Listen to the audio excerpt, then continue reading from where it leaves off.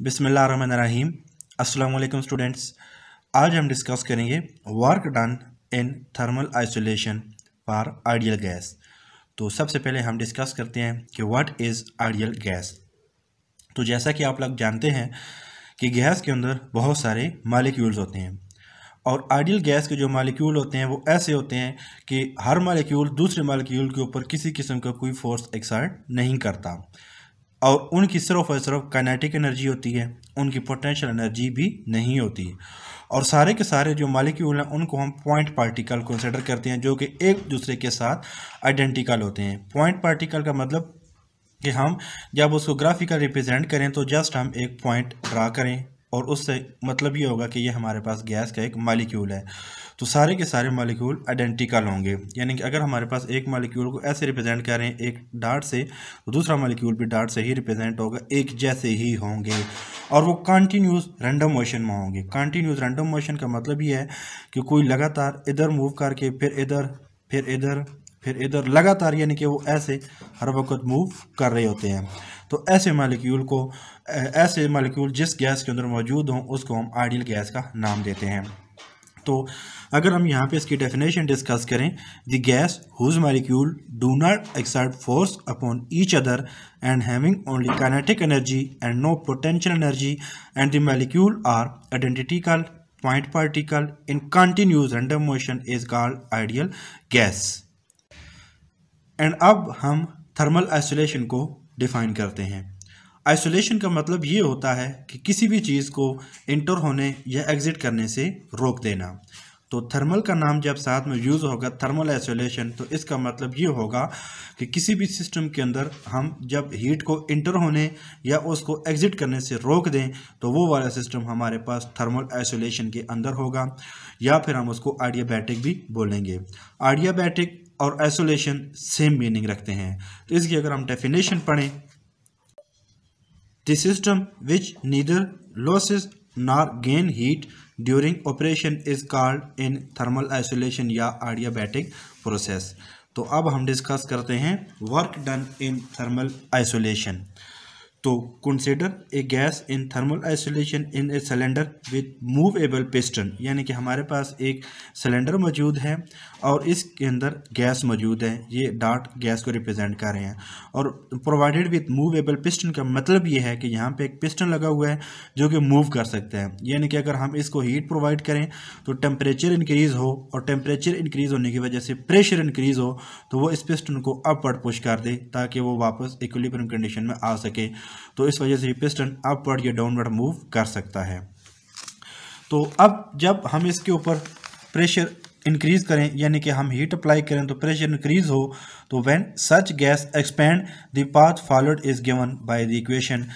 इसका मतलब ये है कि जब गैस को हम टेम्परेचर प्रोवाइड करें तो प्रेशर इंक्रीज होगा, तो प्रेशर इंक्रीज होने की वजह से पिस्टन अपवर्ड मूव कर जाएगा और इस प्रोसेस में जो पाथ फॉलो होगा उसको हम रिप्रेजेंट करते हैं P V power gamma is equal to constant. ये प्रीवियस टॉपिक में ऑलरेडी हम प्रूव कर चुके हैं। तो इसमें हमारे पास जो पी होता है वो प्रेशर होता है, वी वॉल्यूम होता है और गैमा जो होता है ये हमारे पास रेशियो होती है specific heat capacity at constant pressure to the specific heat capacity at constant volume. तो हमारे पास सिंपल होगा कि P V raise to power gamma is equal to constant और इसको इक्वेशन नंबर 1 का नाम देते हैं। उसके बाद हमारे पास है कि एट एनी पार्टिकुलर पॉइंट, यानी कि कोई भी हम एक पॉइंट कंसिडर कर लेते हैं जहाँ पे हमारे पास गैस ने एक्सपैंड होना शुरू किया था, तो उसको हम पॉइंट आई का नाम दे देते हैं, यानी कि initial point of the path. तो इनिशियल पॉइंट के लिए हमारे पास जो P V raise to power gamma equation 1 है वो कुछ इस तरीके से लिख सकते हैं, P I V I raise to power gamma is equal to constant. इसको इक्वेशन नंबर 2 का नाम दे दें। अब देखा जाए तो हमारे पास जो इक्वेशन 1 थी वो क्या थी, P V raise to power gamma is equal to constant, और इक्वेशन 2 हमारे पास है P I V I raise to power gamma is equal to constant. तो दोनों की जो हमारी ये वाली साइड है इसमें कॉन्स्टेंट है, तो कॉन्स्टेंट को कॉन्स्टेंट के साथ कंपेयर किया जाए, इसका मतलब है राइट हैंड साइड से जब बराबर है तो लेफ्ट हैंड साइड से बराबर होगी। तो इसके लिए जब हम करते हैं कंपेयर इक्वेशन 1 एंड 2, यहाँ पे भी कांस्टेंट और इक्वेशन 1 के अंदर हमारे पास यहाँ पे भी कांस्टेंट। इसका मतलब है P V raise to power gamma is equal to P I V I raise to power gamma होगा। और ये हमने यहाँ पे लिख दिया P I V I raise power gamma is equal to P V raise power gamma.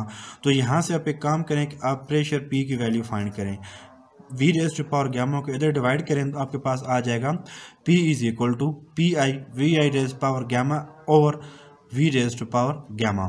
तो हमने अब करना क्या है कि हमने वर्क डन फाइंड करना है।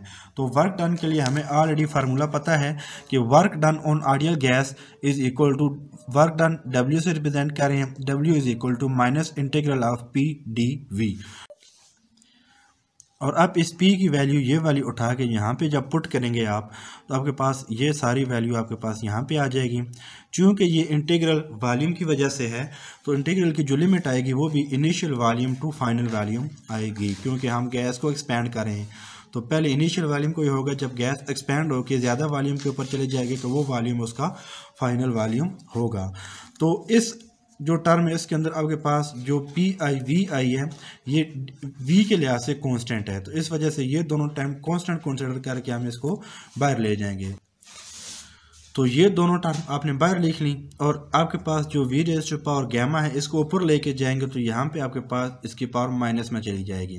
अब जब आप इसको इंटीग्रल लेंगे इस सारे टर्म का तो सिंपल इंटीग्रल आएगा कि V raise to power minus gamma, इसमें एक ऐड करके उसी से डिवाइड कर दें, यानी कि minus gamma plus 1 divided by minus gamma plus 1 आ जाएगा आपके पास। तो ये इसके इंटीग्रल आ गया, माइनस गैमा प्लस 1 डिवाइड भी हो गया और पावर में भी प्लस 1 ऐड हो गया और इसकी लिमिट आपके पास V I to V F होगी। तो अब आप एक काम करें कि माइनस गैमा प्लस 1 को यहाँ इसके नीचे लिख दें, इसके नीचे आपने लिख दिया और ये वाली टर्म आपके पास ब्रैकेट के अंदर आ जाएगी। अब आप सिंपल v की जगह पे पहले वी एफ पुट करें, फिर माइनस के बाद वी आई पुट करें इस टर्म के लिए। तो वी एफ के लिए लिमिट अप्लाई होगी और यहाँ पे वी आई के लिए लिमिट अप्लाई होगी। तो अब आप एक काम करें कि आपके पास जो यहाँ पे माइनस गैमा प्लस 1 लिखा हुआ है इसको 1 माइनस गैमा भी लिख सकते हैं। तो यहाँ पे 1 माइनस गैमा और यहाँ पे भी 1 माइनस गैमा आपने लिख दिया।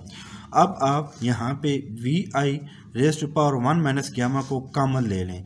जब आप इस टर्म को कॉमन लेंगे ये वाली टर्म तो एज इट इज़ यहाँ पे आ जाएगी, यहाँ पे V I raise to power 1 minus gamma common आ जाएगा। इस टर्म के साथ V I raise to power 1 minus gamma मौजूद नहीं था तो वो इसके साथ डिवाइड हो जाएगा, यहाँ पे डिवाइड हो जाएगा, लेकिन इस टर्म के साथ मौजूद था तो वो कॉमन आ जाएगा और पीछे आपके पास 1 बच जाएगा। अब मज़ीद आप एक काम करेंगे, यहाँ पे माइनस को जब कॉमन लेंगे तो आपके पास गैमा माइनस 1 बन जाएगा, गैमा माइनस 1 और माइनस बाहर कॉमन आ गया तो ये वाला जो माइनस है इस माइनस से कैंसिल हो जाएगा और यहाँ पे इंटरनल आपके पास जो ये टर्म आपके पास वापस आ जाएगी और ये जो टर्म है इसको हम यहाँ ब्रैकेट से निकाल के बाहर यहाँ पे लिख सकते हैं। तो आपके पास ये वाली टर्म आ जाएगी। उसके बाद आप एक काम करें कि आप जो आपके पास V raise to power 1 minus gamma है, यानी कि यहाँ पे ये वाले टर्म आप V I raise to power 1 और V I raise to power minus gamma अलग अलग करके इसको लिख सकते हैं, क्योंकि हमारे पास प्रॉपर्टी है कि जब बेस सेम हो तो पावर को आप ऐड कर सकते हैं। तो जब बेस पावर ऐड हो चुकी हो तो आप उसको सेम बेस के साथ अलग अलग करके भी लिख सकते हैं। तो यहाँ पे हमने उसको अलग अलग करके लिख दिया और उसके बाद हमने एक और काम भी किया था कि ये जो टर्म आपके पास इस टर्म में से यहाँ से भी माइनस कॉमन लिया और यहाँ से भी माइनस कॉमन लिया। तो जब माइनस कॉमन लेंगे तो माइनस इंटू गैमा माइनस 1 बन जाएगा और यहाँ पे भी माइनस इंटू गैमा माइनस 1 बन जाएगा। तो उसके बाद यहाँ पे अगर देखा जाए तो इन दोनों की बेस आपके पास सेम है तो आप इन दोनों की बेस सेम और इन दोनों की पावर ऐड हो जाएगी, इन दोनों की पावर ऐड और V I raise to power 1 है तो उसको सिंपल आप वी आई लिख सकते हैं और नीचे आपके पास जस्ट गैमा माइनस 1 बचेगा। और यहाँ पे आपने क्या किया कि V F raise to power minus into gamma minus 1 था और यहाँ पे V I raise to power minus into gamma minus 1 था। इसको ऊपर ले जाएं और इसको नीचे ले आएँ तो ये जो माइनस ख़त्म हो जाएगा और ये वाला माइनस भी ख़त्म हो जाएगा। तो आपके पास ये वाली टर्म आ जाएगी। यहाँ पे आपके पास गैमा माइनस गैमा 0, यानी कि आपके पास V I raise to power 0 ये 1 के बराबर होती है। किसी भी चीज़ की पावर 0 हो तो उसको हम 1 के बराबर लिखते होते हैं। तो ये सारी टर्म आपके पास 1 हो जाएगी। आपके पास सिर्फ वी आई बच जाएगा, वी आई यहाँ पे बच गया और पी आई साथ में आ जाएगा और ये वाली टर्म आप एज इट इज़ साथ में यूँ लिख सकते हैं। उसके बाद आपने क्या किया कि पी आई वी आई को इस टर्म के साथ भी और इस टर्म के साथ भी मल्टीप्लाई कर दिया। मल्टीप्लाई करने के बाद आपके पास यहाँ पे तो कुछ नहीं बचेगा, यहाँ पे पी आई और यहाँ पे देखा जाए तो वी आई और यहाँ पे वी आई दोनों की बेस सेम है, इसकी पावर 1 है, इसकी पावर गैमा -1 है। तो जब दोनों की बेस सेम पावर ऐड होगी तो इसकी पावर 1 और इसकी गैमा -1 माइनस माइनस से कैंसिल, -1 से कैंसिल हो, जस्ट गैमा बचेगा। तो यहाँ पे आपके पास V I raise to power gamma, नीचे ये वाला term same as it is आ जाएगी और यहाँ पे ये वाली term same as it is आ जाएगी। तो पिछले टॉपिक के अंदर हमने पढ़ा था कि P V raise to power gamma is equal to constant. उसकी रीज़न ये थी कि इनिशियल और फाइनल वैल्यू दोनों सेम आ जाती हैं। जब इनिशियल और फाइनल वैल्यू बराबर हों तो इसका मतलब है कि ये टर्म है ही कांस्टेंट, जो पहले वैल्यू थी वही आखिर में वैल्यू आती होती है। इस वजह से हम यहाँ पे क्या करते हैं, P I V I raise to power gamma यहाँ पे इसके बराबर है और ये इसके बराबर है, तो हम ये वाली वैल्यू उठा के यहाँ पे पुट करते हैं।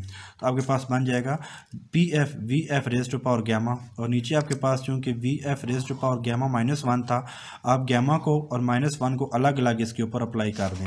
अलग अलग जब हम इसके ऊपर अप्लाई करेंगे तो आपके पास जो V F raise to power gamma है ये और ये दोनों आपस में कैंसिल, और V F raise to power -1 ये ऊपर जाके आपके पास +1 बन जाएगा। तो ये वाला टर्म आपके पास आएगी 1 over gamma -1 into P F V F minus P I V I, और यही आपके पास वर्क डन होगा, work done in thermal isolation for ideal gas.